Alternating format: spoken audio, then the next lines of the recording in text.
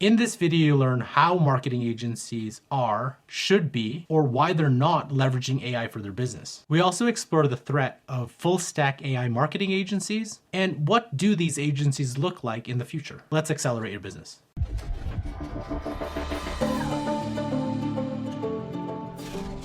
Welcome to the AI Accelerator for Business show, brought to you by 0 to 60.ai, where you get the latest strategies, tactics, and information about the business benefits of artificial intelligence. My name is Carl Ye. I'm joined by my co-host, Jeff Bradshaw. And today we have a special guest. His name is Peter Bishop. He is the partner and Chief Innovation Officer at ZGM Modern Marketing. Thank you very much, Peter, for joining us today. Yeah, pleasure. Thanks for having me on. You've built your career in, ZGM and traditional advertising. So, what has changed in your mind that made AI really hard to ignore? Everyone saw this tide coming, but for the longest time, I think it's been ignored, right? Just in general, I think the technology, especially in a marketing firm, we're not on the forefront, right? Like there's a lot of companies that will latch on to emerging tech a lot quicker than a marketing firm. And we tend to get things when it's a little more mature. I think in this case, you can't really wait for everyone to figure it out because kind of at that point, you're already so far behind the game because this is such a disruptor that I feel the need, versus like I'm dating myself. But you go back and like mobile was coming out. That was a big thing back in the whenever it was, the 1960s, I think. But marketing firms are like, yeah, we know it's coming. We don't understand it. We'll just wait for everyone to figure it out, and then we'll gradually adopt it. And that's kind of how we did it.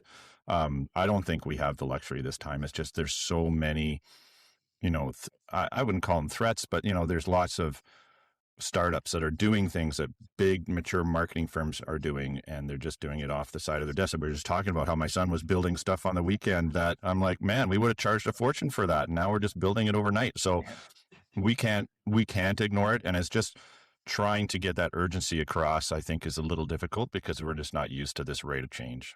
Peter, with that in mind, I mean, are you seeing like across your agency, is everybody open to it and are clients asking for it, or is it kind of a bit of both? Yeah, it's funny. I think clients aren't actively asking.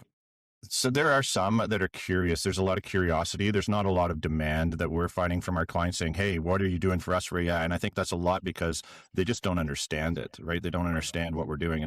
And I don't think they're opposed. I don't think for the most part, anyone in my kind of sphere isn't against it at all. There's some nervousness for sure. And there's a lot of curiosity. And I think there's a lot of things where it's like, I feel like I should be doing this. I just don't necessarily know how.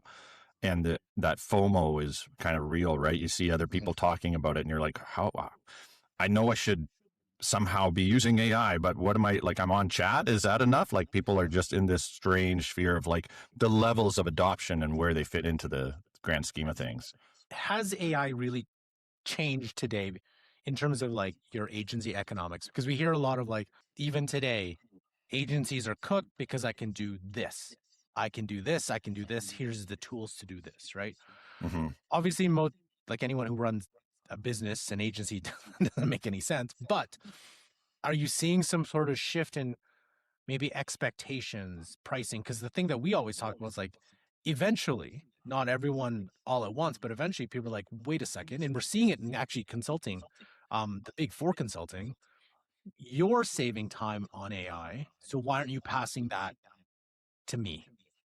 And if you are, and if you're not using AI, why aren't you using AI? Like that expectation is a little different, and it's starting to hit in different professional services, accounting, legal, and so on. We have some clients that are like, we sure hope you're not using AI. Like we have banks that are like super allergic to it right now because they don't know how to bring it in. So they certainly don't want their partners using it because they're scared of their privacy. And then you have stuff like startups who are like, you better be using AI because we're all about it. And we get it. We know how efficient this thing's make. And I do think there is the beginnings of this expectation of what price means for that.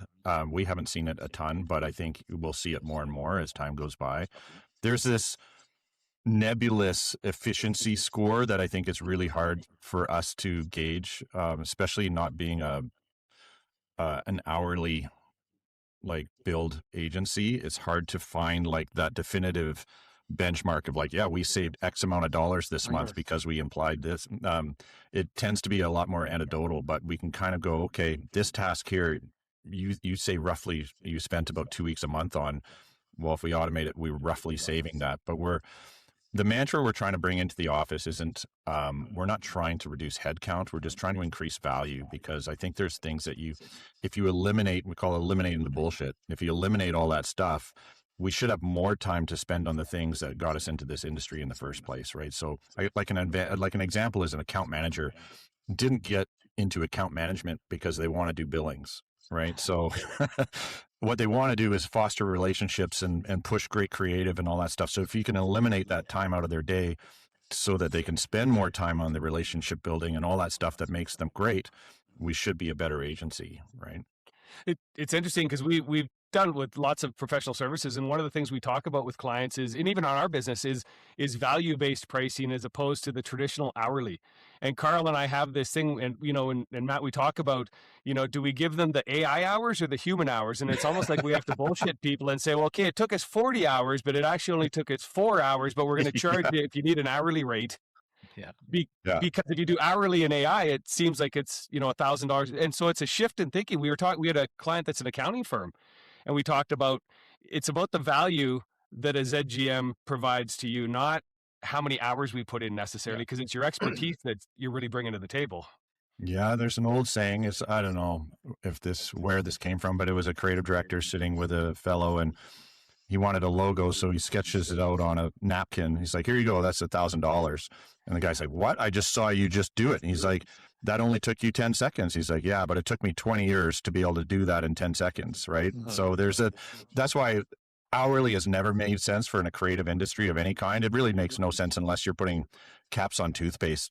Yeah. It doesn't work with where we're at. But yeah, it's funny. Again, going back to my son, where he built this thing in about, I don't know, hours. And I was like, yeah, you probably shouldn't tell the person you're building that for that you did it so quickly. You should maybe give it a week and then kind of show it, because it is a strange thing, even though it's got the same amount of value. And in theory, it should be even better because you got it so fast. Like, that's phenomenal on the other end, but it does diminish that level of, what am I getting for my money kind of thing.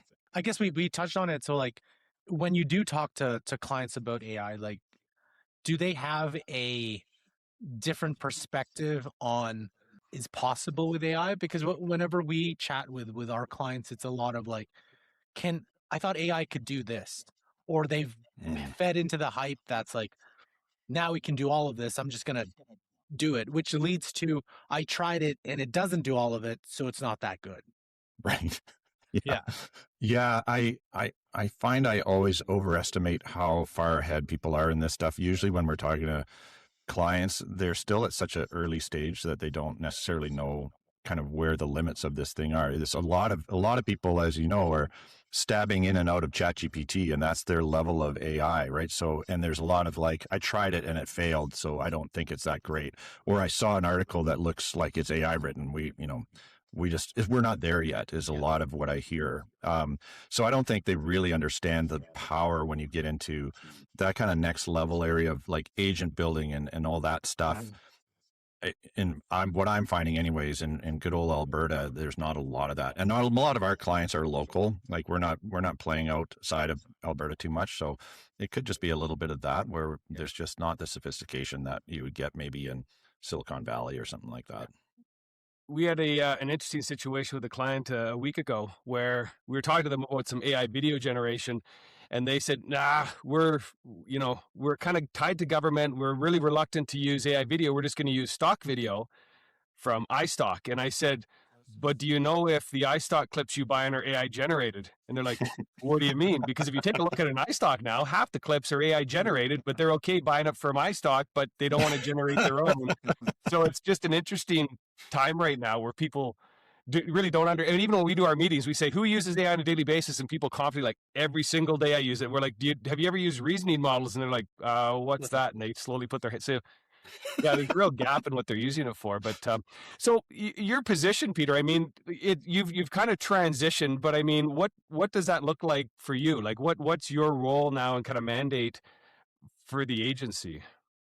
Yeah, I think it's the way that we've decided to like as partnership group, we decided yes, AI is probably one of the number one things we need to be part of because again, it's a threat or it's a massive advantage right now. So I've just been tasked with what is our answer to this? How do we get into AI? Do we offer new services? Are we changing our operations?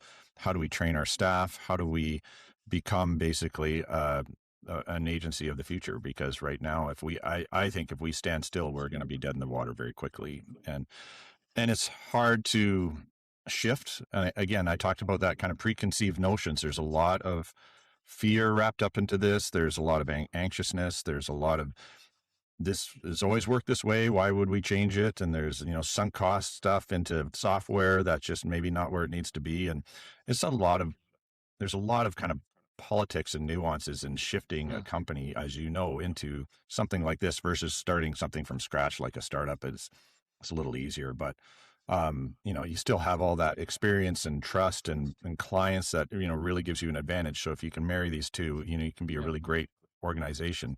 It's just, it's a lot of work. It's not just as simple as, hey, everyone get onto ChatGPT or whatever, right?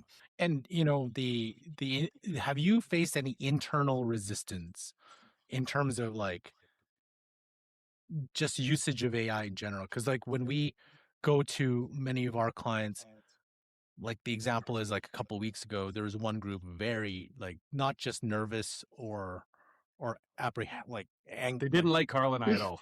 no, they let's go. I was trying to be political with that, but like be like they just did not. They were very anti AI. Like whenever you mention it, it was like a trigger to something else, right? Have you seen any of that? Whether it's your company or other companies, and like what does that look like? And how would you deal? How do you deal with that? Yeah, we're lucky because I think just being like a young marketing firm, there tends to be, I think, a fairly high level of adoption with this stuff, and people are excited for the most part. There's certainly some nervousness. The most nervousness I get is IT, who is just like, oh my God, like, what did you install yesterday? Like, are you allowing what? Like, Yeah. you installed that skill, like, from like, who gave you that? Like, he's just trying to catch up to everything. And I feel sorry for him. And we're trying to like put some policies in place to make sure that his life is not a living hell right now. But that's probably the most of it. Like with clients, again, there's a little bit of fear. It's funny because when I talk to people just in general, there is this camp of like I hate IA or AI, sorry. And I think a lot of it stems from not using it, right? If you haven't tried it, there's this like, wall or this anxiousness. There's also this thing of like AI in itself isn't good or bad. Like it is what it is. It's like saying computers are evil. They're not. It depends on who's using this stuff, right? So I have a different feeling. If you're going to talk about open AI, then I might be like, yeah, I don't know if they're on the up and up lately. There's a lot of things that they do that I really question. And the whole where is AI going? I really worry about it. Like I've often thought there was a oh, what is it called? Diary of SEO. The question they ask is like, if you could press a big red button and eliminate AI right now off the face of the earth, would you press it? And I'm like, yeah, I probably would. Like, I just think I love what we're doing. And I think there's no choice. You have to use it. But when I look at long term, I'm like, okay, well, where is this heading? And what is our risk? I would press it instantly. But I, in the meantime, it's not like you can't decide. You can decide, hey, I'm not going to participate. It doesn't really matter what you think of it because it's going to happen anyways. So you can get on the bus or you can stand on the side and watch it go away. It's totally fine. But I just find it shocking these days that people are like, yeah, AI is evil. I'm not going to do it. It's like, you're already using it. You're using it on your phone. You're using it on your Google Home. You're using it on your watch. Like you're going to use it. You're going to use it at Safeway when you check out groceries. Yeah. So this notion of bad or good for AI just doesn't make any sense to me, but I get why it's there.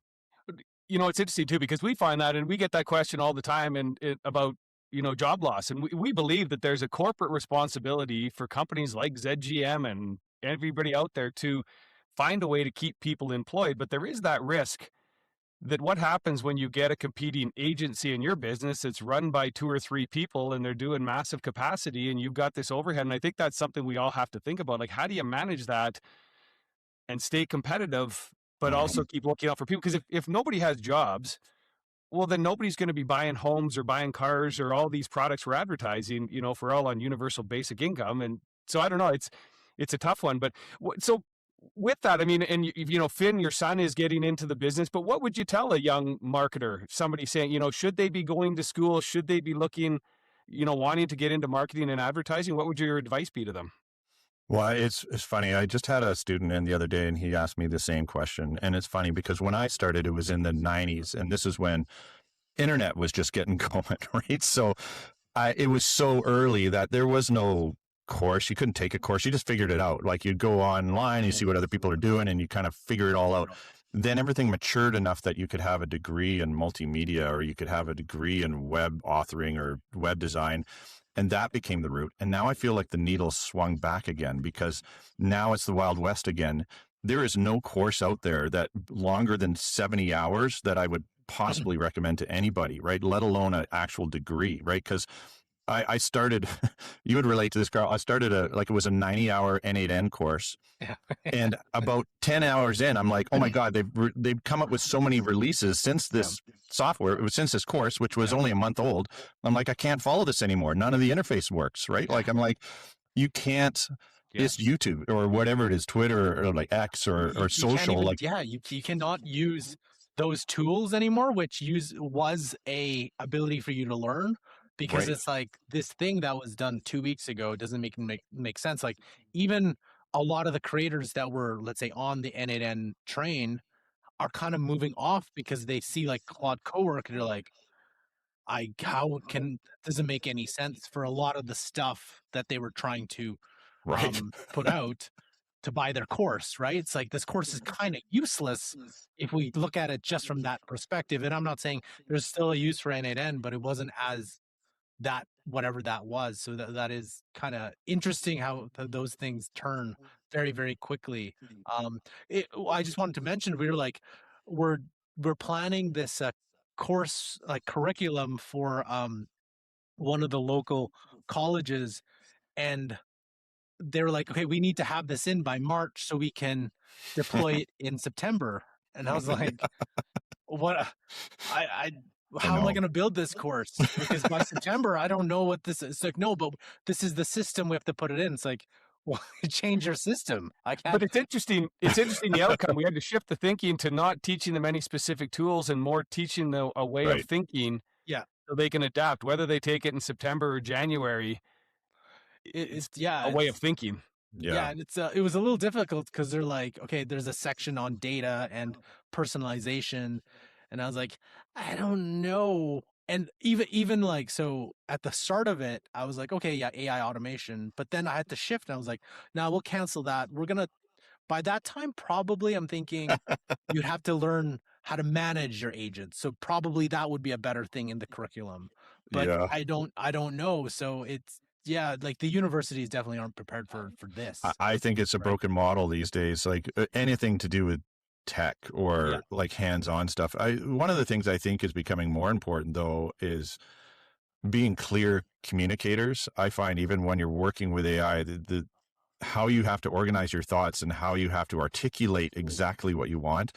As you're honing that skill, I find it almost intolerable when you see people who can't do this, right? When you're on email and you have to like, what do you mean by this? Like, what does that mean? What does this mean? I'm like, this seems to be a lost art. And I'm actually glad that it's coming back in with prompting. But I think there's soft skills that would be good to still learn, like business management and like I said, communication and all that stuff. But the text part, I'm like, I don't know. You can't compete with like a YouTube clip that's Yeah. just was made yesterday and now you can watch it today. Like that's what they're competing with. And I don't know how you do it.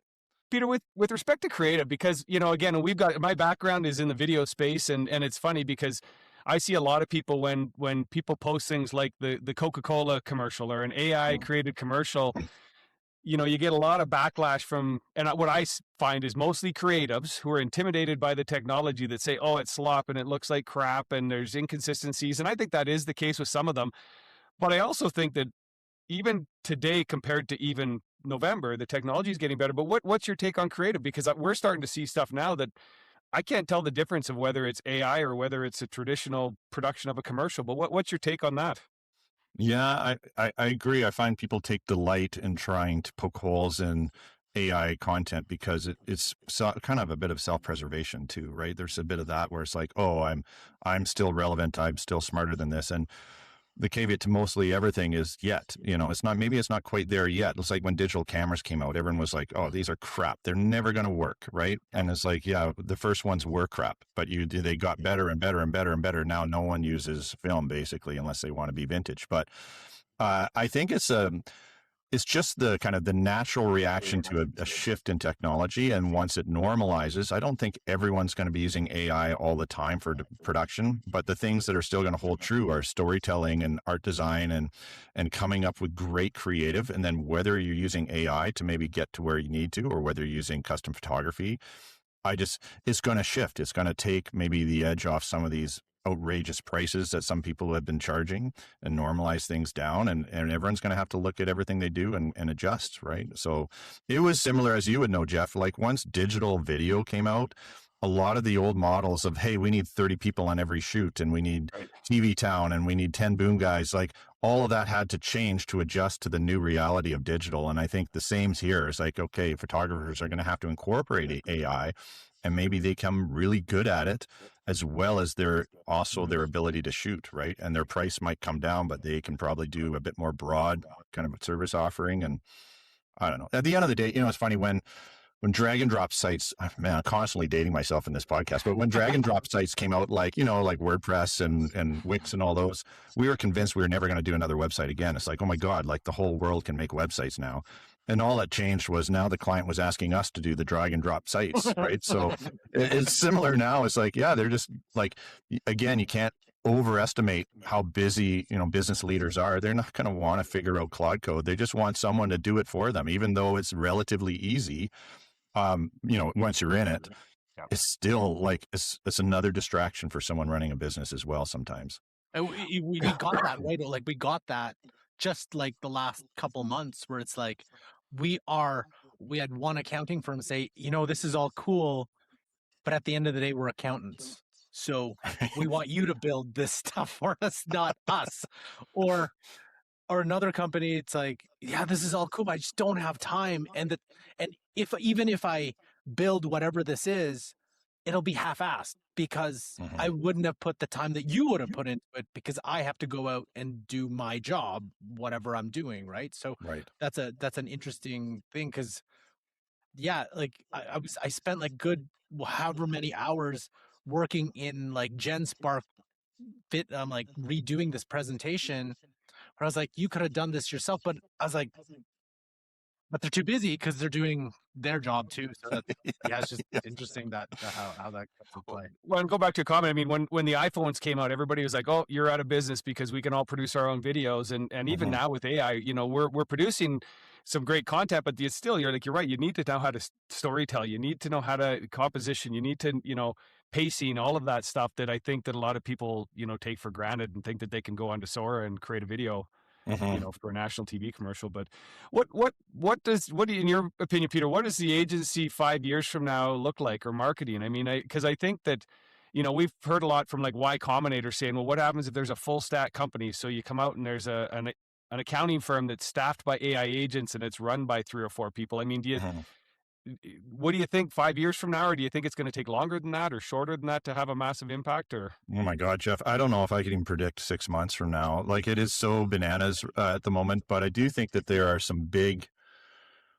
shifts that are going to happen, certainly on the agency side. And I'll give you an example, because I was thinking about this recently, where just going into more of the AI search space, right? So if you look at right now, you optimize your site because crawlers are coming to your site and they're scraping your data. And now we notice that like 60% of traffic are not actually getting to your site now. They're getting their answers on AI search, right? Especially off of Google Answers, which is AI. So if 60% of and it's more than that, but 60% of your traffic isn't coming to your website, then your primary audience for your website right now is robots. Right? And they are the ones transcribing whatever they think over to your customers. Right. And then if that's going to continue to grow, which it is, right? Like, they've got glasses are coming out next, and Alexa and Google are already switching to AI models, and AI, like, it's just going to get bigger. That gap of like your primary audience is going to be more and more robots. So then as a brand, you have lost touch with that customer base because the AI is now in the middleman, and you can't tell what they're seeing, what they're getting, who's coming where, what they're at. Like you've lost this middle piece. And so as an agency, I think we need to help answer this question for customers: is how do you get back into that space? How do you get that data back, or how do you get that insight? How do you play in that world? And that's beyond just GEO. Like, a generative engine optimization is just, how do you help these bots scrape your site? It's not telling you how do you connect back with that audience that you just lost. Do you know what I mean? So I think those are problems that like an agency can help solve, or should help solve, which is an evolution beyond anything that we've done in the past. But it may not be, hey, we can help you create mass banner ads anymore, right? It's got to be like, how do we shift into this new world and help you solve real problems with marketing? And it's just, we have to constantly evolve along with it. So we might be a very different, maybe more of a bit of a marketing consulting firm at that point than we may be, or we may be building like AI tools that help you with that, like MCP servers for brands or something along those lines, right? But I just think it's like, we have to be very, very flexible over the next little while. It's a long-winded answer, but that's kind of where I'm thinking. Because you saw there's like two paths to it, right? It's like you can't market the interactive marketing that a lot of us permission-based too that we've done the past decade. You can't do that with an agent. An agent's like, I don't care about that book, don't care about this, just give me the info and I'll leave. And then also like things like, okay, but you have an opportunity because those agents, like I think Google has WebMCP and allows the agent to take action on your site. So it's like, oh, if you wanted to fill out a form, if you wanted Yes. to buy something, right? So you give it that those tooling capabilities. But you're right, there's that one side, but then the other, it's like, hey, I need to actually reach Peter and Jeff with what I'm like, I need to reach them, because if the agent is just doing all that, like they're that all that brand work and the connection that I'm trying to build is no longer present. And This reminds me of we were talking to a local grocery store chain, and they aren't really looking into AI that closely, but we were talking about agents. And I think, possibly in the future, rather than going to Safeway or Co-op or Walmart to get all my groceries, if my agent's buying, it might scan all of those, and I might get my toilet paper from Walmart, my milk from Safeway, and my bread from Co-op, because my agent doesn't care. It's really who's on sale and who's going to deliver it to my door. So it's so how do you market to that? Yeah, that's a good question. And, I still think there's a room for paid, but if everyone starts failing in organic, then what's going to happen to paid? It's going to get more and more expensive to use, right? So I do think there's this combo of, how do you play in this new era when it's like a lot of your buying decisions are going to be made by robots, and they're going to figure out how you're displayed and who you're talking to, and you're not going to be involved in that conversation for a lot of it. So I think it's exciting. I always call it a happy chaos in market. Like, you got to love this stuff in order to survive, I think, but it is chaos. It's nonstop chaos, which is, you're either up for it or you're not, but it keeps you on your toes for sure. Yeah. so to end this, Peter, like with everything that's going on, what is the one capability that, or one skill that, let's say, a brand new marketer or even a person starting the business, like what would that one skill be in terms of like from an AI perspective that you think that they should really lean into? Well, I think it touched on it a little bit. Being a strong communicator, I think, is more important than ever. Just being able to articulate, because that's all you're doing a lot of the times now when you're going into prompting or anything like that. You're trying to articulate an idea and kind of get rid of like hallucinations and stuff by making sure that you're really laser focused on what you want. And it's funny because the technical side's getting easier. So really it's your vision that matters more than anything. And it's just, I'm noticing more and more just with everybody or interactions with people, everything, if you can be a very, very clear communicator and potentially critical thinker, right? Those are those two soft skills I think are just going to be evergreen, right? You're going to need those no matter what in everything you're doing, but more than ever, being able to think and kind of tell things what you want is just sounds easy. We should all be able to do this, but it's not, right? It's just, there's so much kind of room for interpretation when you hear other people try and do this stuff. So I just find it's a skill you got to keep going on. Peter, thanks a ton for taking the time. And I think, I'd be excited to do this again in 3 or 4 months, because it'll probably be totally new things we can talk about and update. So really appreciate you taking the time. Yeah, no problem. Hey, can I ask you guys one last question before we go? Because Sure. I'm actually curious. If you had that big red button in front of you guys, would you press it? I was thinking about it. I was just actually thinking about that. It's funny you say that. I would. Yeah. I love what we're doing, but it's moving a little quick, and I think that a reset button, I would probably press it. Even maybe a pause button. What about you, Carl? No, because I'm one who's like enjoys chaos. So the more chaos it is, the better. So I was like, no, I'd try to prevent everyone from pushing that button. I love the speed, and I love how the disruption is just disrupting everything. Yeah. So yeah, I just kind of feed off that. So it's a little different. Awesome. Yeah, Perfect. thanks for having me on, guys. Learn more about future AI business trends by watching these videos here. Enjoy today's episode? Want to learn how AI can impact your business? Then please subscribe to this channel. Thanks for watching, and we'll catch you in the next episode.